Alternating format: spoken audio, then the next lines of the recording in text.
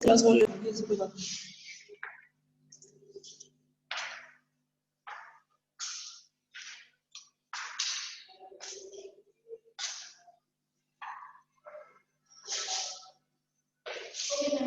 हाँ भाई, आगे समझ में देखो भाई, +6 में स्टेबिलिटी ये है। आप क्या करेंगे, एमिनेशियम को सबसे पहले पृथक करने की विधि देखिए। +3 से आपको +6 में जाना है, ऑक्सीडेशन करवाना है।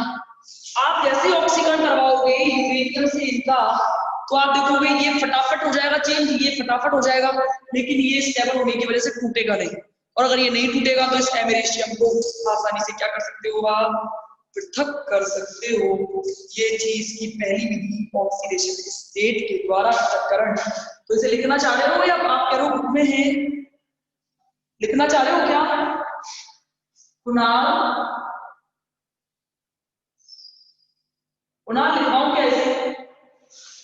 तो लिखिएगा इसे। सबसे पहली विधि डालना ऑक्सीडेशन स्टेट का स्थायित्व।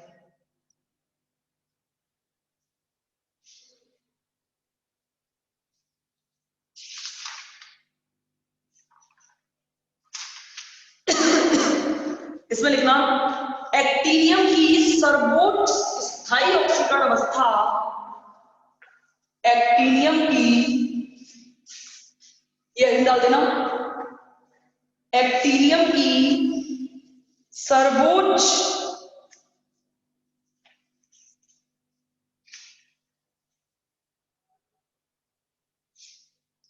स्थायी ऑक्सीकरण अवस्था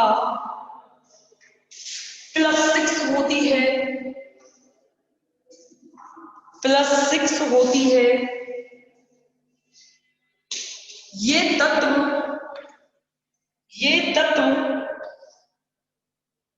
एक परमाणुीय आयन की अपेक्षा,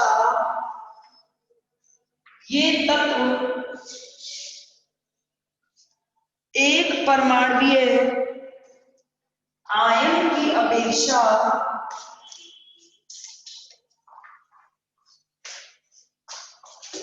एक परमाणुीय आयन की अपेक्षा अपने ऑक्सी आयन के रूप में पाए जाते हैं, अपने ऑक्सी आयन के रूप में पाए जाते हैं, जिनका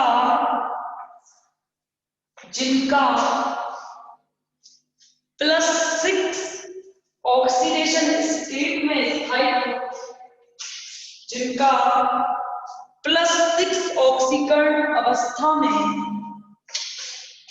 जिनका +6 ऑक्सीकरण अवस्था में स्थायित्व का क्रम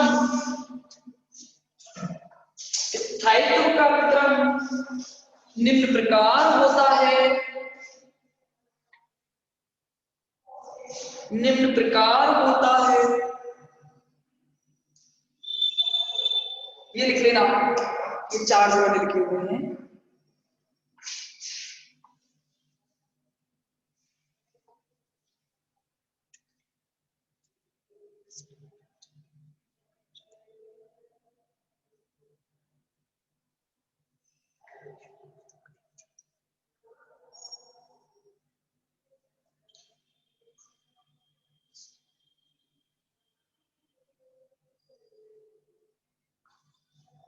हाँ भाई, आगे समझ में लिख लिया क्रम।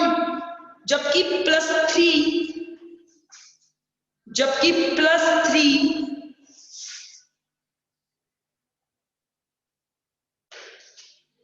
अवस्था में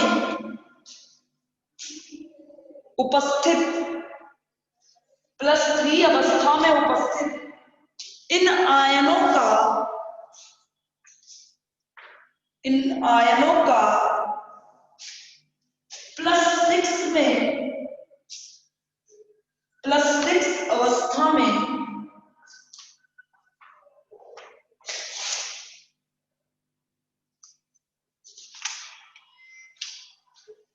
+6 अवस्था में ऑक्सीकरण करवाया जाए, तो तो यूरेनियम +3, नेपच्यूनियम +3 और प्लूटोनियम +3। तो यूरेनियम +3, नेपच्यूनियम +3 और प्लूटोनियम +3 का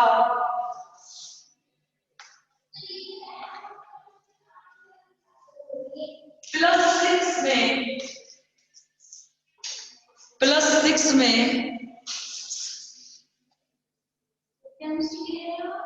+6 में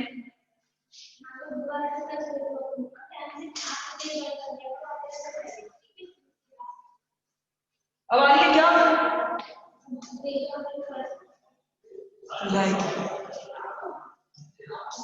+6 में आसानी से ऑक्सीकरण हो जाता है। Thanks for your advice, we will try our best. Okay, पर आपको अकेले को ही तो नहीं आ रही, बाकी सबको ही प्रॉब्लम हो रही है क्या ऑडियो की? +6 में आसानी से ऑक्सीकरण हो जाता है,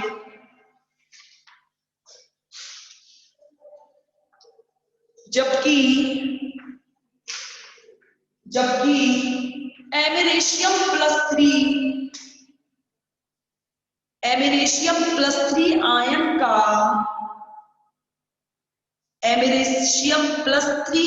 का आसानी से ऑक्सीकरण नहीं हो पाता, आसानी से ऑक्सीकरण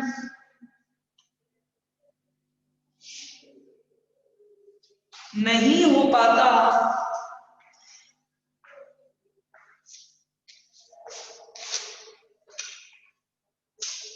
क्योंकि +3 में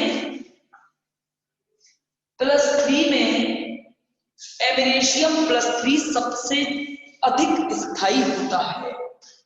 एमेरेशियम +3 सबसे अधिक स्थायी होता है। अगली विधि बहुत आसान तरीके से याद हो जाएगी, कोई दिक्कत नहीं है, ठीक है। देखो अगली विधि है जिसका नाम है फ्लोराइड विधि। फ्लोराइड विधि ये तो हो रही होगी नोट्स में, नहीं हो रही? हो रही है कि नहीं हो रही नोट्स में कुणाल? और कोई भी बच्चा होता है मुझे, हो रही है कि नहीं हो रही? लास्ट विधि बची है और लास्ट टॉपिक है इस यूनिट का। देखो इस विधि में क्या करते हैं, सबसे पहले एक्टिनोल्स को एक बड़े से टैंक में डालकर ठंडा किया जाता है। क्या करोगे? ठंडा करोगे, ठीक है। इसके बाद इसमें क्या करोगे, इस विधि में सबसे इसके बाद HNO3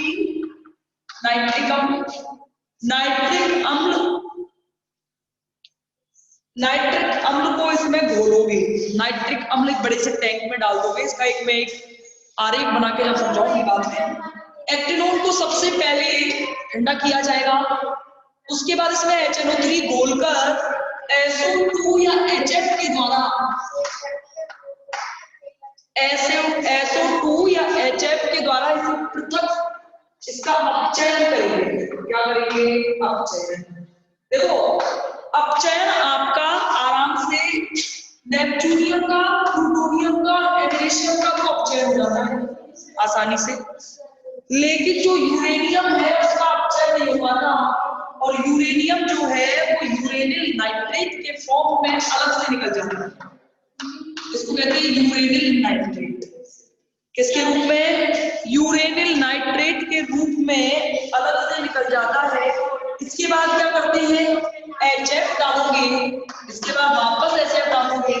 जैसे ही आप HF डालोगे तो क्या होगा, HF डालने के बाद ये जो नेपच्यूनियम, प्लूटोनियम और एमेरेशियम है ये इनके बन जाएंगे फ्लोराइड। कैसे?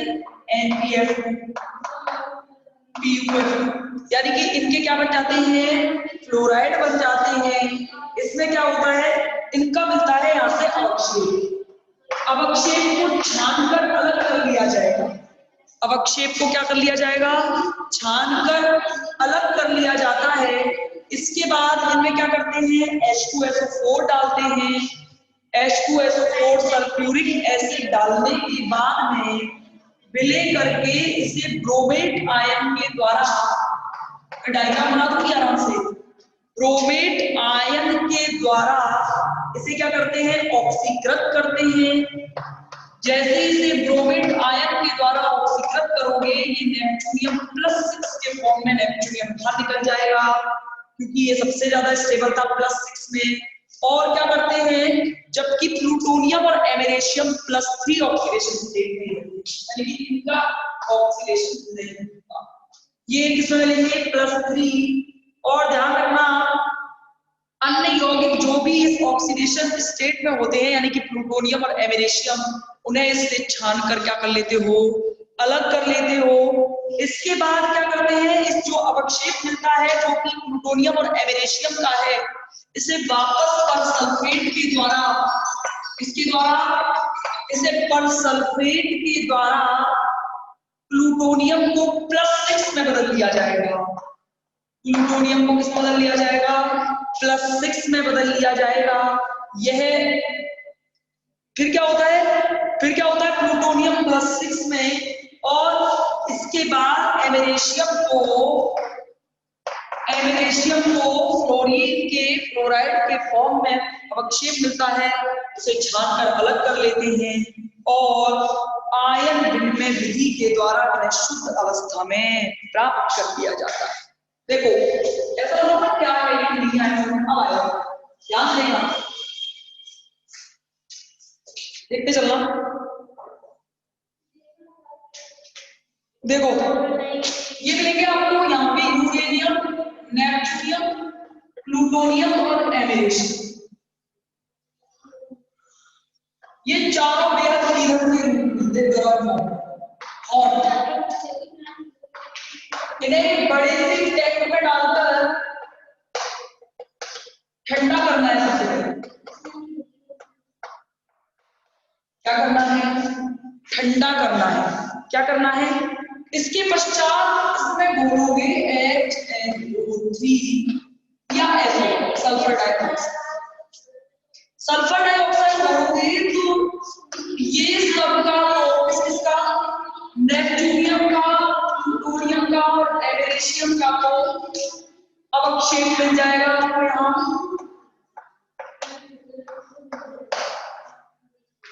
इनका तो हो जाएगा अपचयन, लेकिन ये जो है ये यूरेनियम नाइट्रेट, यूरेनिल नाइट्रेट के फॉर्म में मिल जाता है। किसमें मिल जाता है, यूरेनिल नाइट्रेट के फॉर्म में। इसके बाद इसमें आपको डालना है HF। क्या डालना है, इसमें डालना है आपको HF। जैसे ही आप HF डालोगे तो ये नेपच्यूनियम, इनके जो फ्लोराइड हैं, इनका अवक्षेप आपको आसानी से मिल जाएगा। क्या मिल जाएगा, अवक्षेप। इसके बाद है ब्रोमेट आयन के द्वारा, ये ब्रोमेट है, ब्रोमेट आयन के द्वारा इनका कराया जाता है ऑक्सीकरण।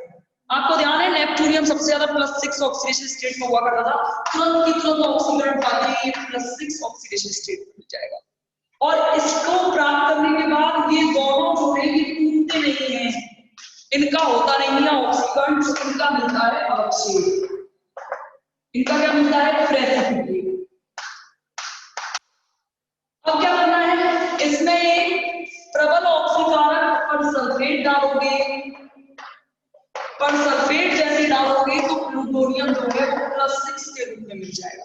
किसके रूप में मिल जाएगा, प्लूटोनियम +6 के रूप में मिल जाएगा।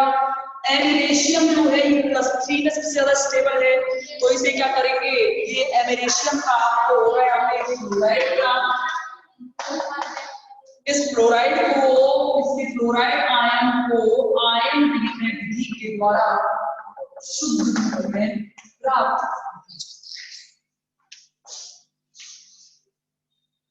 समझे कि नहीं, बोलो भाई। ये तो थी आपकी कौन सी थी, फ्लोराइड थी। सबसे पहले एक बड़े से टैंक में इन्हें ठंडा किया गया है, बड़े से टैंक में ठंडा करके इसमें HNO3 या SO2 डालेंगे, अपचयित करवाया जाएगा। नेपच्यूनियम, प्लूटोनियम और एमेरेशियम तो अपचयित हो जाते हैं, लेकिन यूरेनियम जो है वो यूरेनियम नाइट्रेट के रूप में आपको मिलेगा। यूरेनियम नाइट्रेट के रूप में आपको मिल जाएगा। अपचयन करने के बाद HF डालोगे, तो HF जैसे ही डालोगे तो इनके फ्लोराइड मिलेंगे। इनके फ्लोराइड को वापस से ब्रोमेट आयन के द्वारा पृथक ऑक्सीकरण करके नेपच्यूनियम का तो +6 में ऑक्सीडेशन हो जाता है, जबकि प्लूटोनियम, एमेरेशियम और कौन सा नेपच्यून, प्लूटोनियम और एमेरेशियम का अवक्षेप मिलेगा।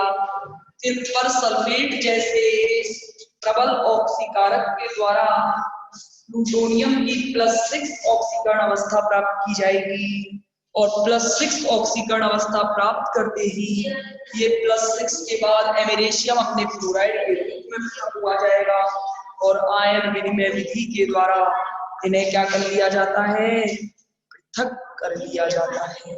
क्या कर लिया जाता है, पृथक कर लिया जाता है। ये थी आपकी यूनिट लैंथेनाइड्स एंड एक्टिनोइड्स। हाँ भाई, कोई डाउट है? बोलो, खत्म हो गई? Any doubt? आ गया समझ में पूरी यूनिट में? कहीं कोई दिक्कत? याद भी हो जाना चाहिए।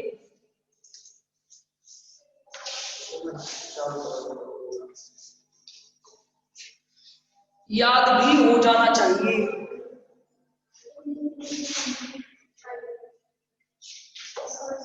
ठीक है, अगली यूनिट है जिसका नाम है ऑक्सीडेशन रिडक्शन, ऑक्सीकरण एवं अपचयन।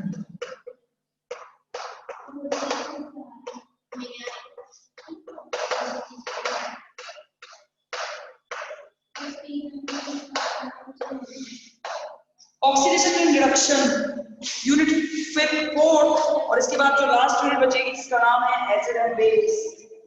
ऑक्सीडेशन रिडक्शन में हमें कुछ नहीं पढ़ना है, हम सीखेंगे ऑक्सीडेशन कैसे करते हैं, रिडक्शन कैसे करवाया जाता है। याद करो, डेनियल सेल कोई भी कंप्लीट, क्या करना, कोई भी कंप्लीट रिएक्शन या एक न्यूट्रल रिएक्शन या सबसे ज्यादा स्टेबल रिएक्शन कौन सी होती है? सबसे ज्यादा स्टेबल रिएक्शन वो रिएक्शन होती है जिसमें ऑक्सीकरण अपचयन दोनों एक साथ चल रहे होंगे। क्या चल रहे होंगे? ऑक्सीकरण अपचयन दोनों एक साथ चल रहे होंगे। क्योंकि अब ये यूनिट अब नेक्स्ट क्लास से स्टार्ट की जाएगी। मिलेंगे अगली क्लास में। Thank you so much.